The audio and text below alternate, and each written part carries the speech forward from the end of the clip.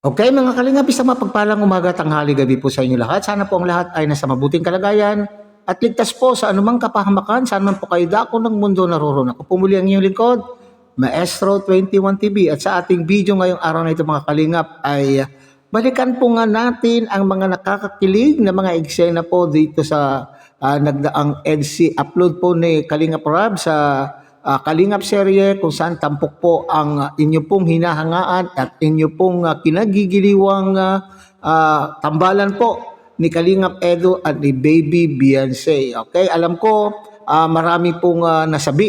Kasi yun po yung inyo pong request. Noong pong hindi nakapag-upload at hindi po nakapag-shooting itong love team na ito ay talaga naman pong hinahanap, okay? Hinahanap po ang ang upload tungkol po dito sa EDC. So ngayon po ay dumating na po yung panahon na-upload na po ang isa na naman pong edisyon po ng EDC. At alam ko, tiyak na tiyak ko po at maraming nasiyahan at marami na naman pong kinilig. So sa ating video ay atin pong balikan ang mga nakakakilig na mga eksena po doon po sa naturang upload po ni Kalingap Rob tungkol po sa tambalang EDC. Okay, so bago po yan, tayo muna po ay magbibigay po guys sa ama at founder po ng Kalingap, Kuya Bal Santos Matubang.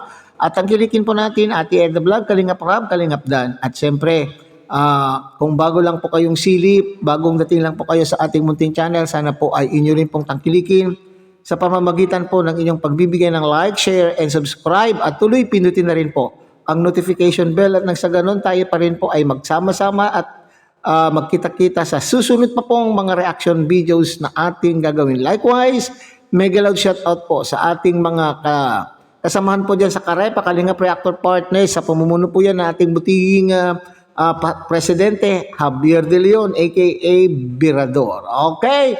So, wag na natin pong patatagalin. Balikan po natin mga kalingap ang ating mga nakakakilig na eksena po sa EDC. At dito po ay magbibigay po tayo ng komento, kuro-kuro, opinion at reaction. Balikan po natin mga kalingap. Ano? Okay ba dito? Ganda. Ganda? Sobrang tagal na siguro nito pero ngayon lang ako nakapunta dito. First time ko. Talaga? Tagal na nito ah. Taga dito ka rin pati halos sa Kaya nga area na malapit to. lang pero ngayon lang nakapunta. Hindi dahil sa'yo. Nope. You're welcome. Thank you. No? Oo. Siyempre, parang maano ka din. Makapagpahinga. At hindi puro kahit bakasyon. Nag-aasikaso ko nung sa negosyo niyo sa babuyan niyo dun sa masalong-salong. Nakita ko nung nakaraan. Siya nga pala, congrats. At enroll ka na. Kaso kinakabahan ako sa tuition. Huwag kang mag-alala. At andito ko naman sa Kalingap Nandiyan naman sila Kalingap Rob. Tutulong sa inyo. At kung ma-short ka ng konti, pwede ka naman mag-ask sa akin ng konting pwede naman tayo mag-abuno. Mag-utang. Wag lang sa mga academics, di tayo masyado magaling sa ganyan So, enjoyin mo na lang. Pwede ka palang utangan. Yung school, enjoyin mo lang para para mas bihira lang mag-college ilang taon lang yan. So, dito tayo ngayon mag-enjoy habang bakasyon pa. Lubos-lubosin na natin itong bakasyon na ito. Hindi na natin alam pag may pasok ka na kung makakalabas ka pa ng ganito. Kaya nga. Gaya nung dati, di ba? Thank you Nag-enjoy ako ngayong bakasyon. Tapos ngayon ito pa. Kahit saan. Kahit dun sa Kamsur pa yan. Sama tayo. Hanggang bakasyon pa. Nood concert. At iba pa. Enjoy ko talaga yung bakasyon dahil sa Trabaho mo sa akin Nag-enjoy ka nga ba Hindi lang magaling. Paralayas? Din baga tayo, hindi man lang puro vlog. Sa bagay. Natambay man din. Hindi naman masyadong mabigat ang trabaho sa akin. Nagugutuman ka ba pagka na-vlog? Hindi man baga. Grabe. Pero, alam mo, Alam mo, Biancy, ito na siguro ang pinakamagandang summer sa Pinakamaganda. Kalingap na na-experience ko. Bakit ng mga nakaraan? Wala eh. Ganun lang din. Wala naman sa akin talaga sa aming bakasyon eh. Pero kung kasama ka parang wala lang, enjoy lang, di ko naisip na parang trabaho lang. Yung ginagawa ko parang kasama ka eh, parang masaya. At Buti naman. yun, kung saan saan nagagala, ganyan, kasama ka. Ano?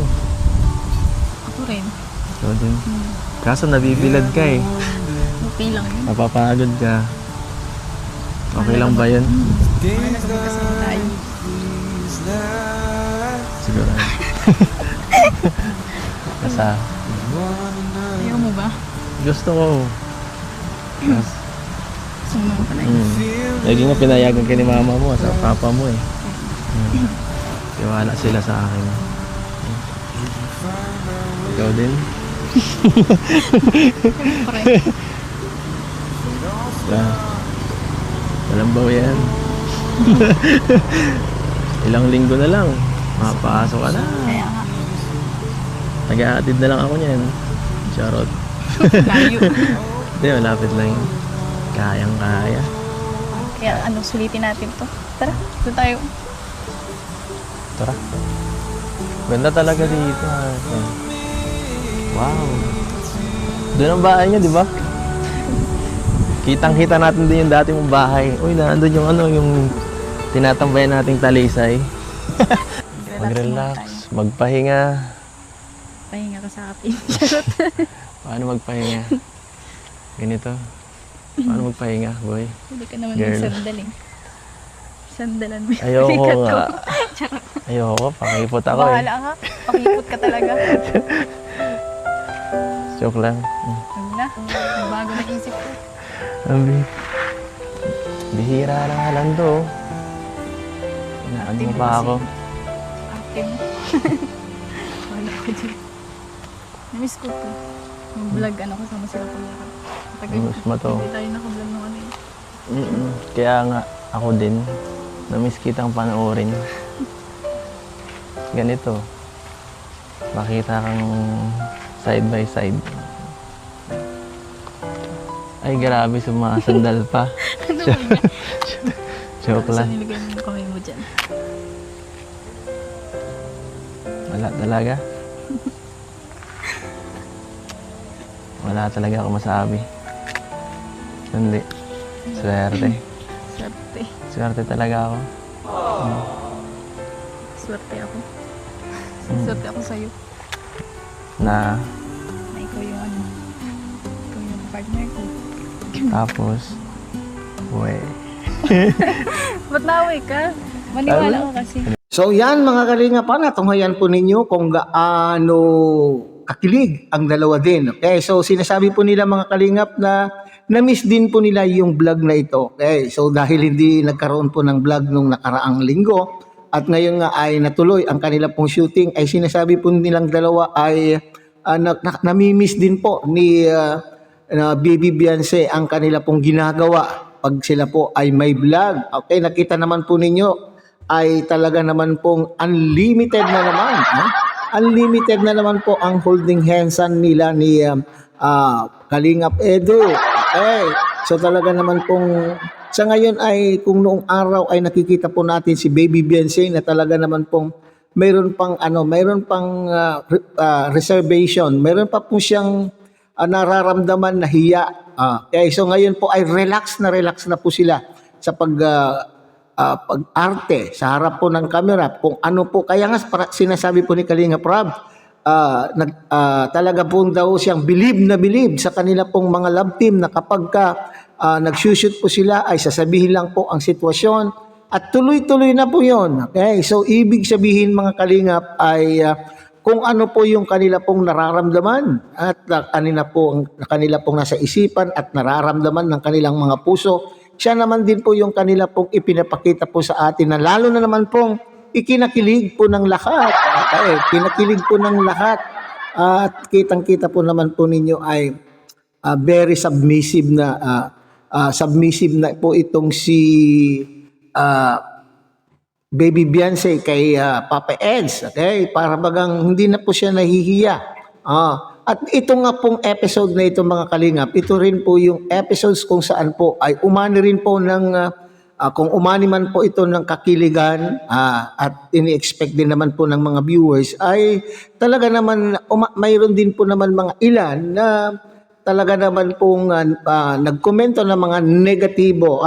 Ito yung mga basa na walang magawa sa buhay, mga kalingap, mga inggit. Hindi po ba? Mga inggit.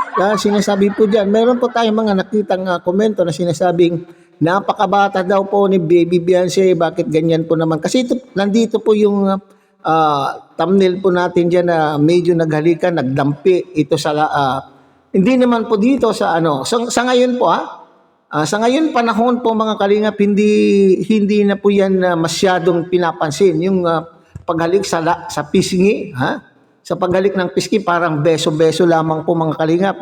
Pero itong isang viewer po ay talagang minasama. Okay? Minasama. Siguro ipinanganak ng kupong-kupong po itong taong nagkomento na ito mga kalingap. Sa generation po ngayon ito mga kalingap ay hindi na po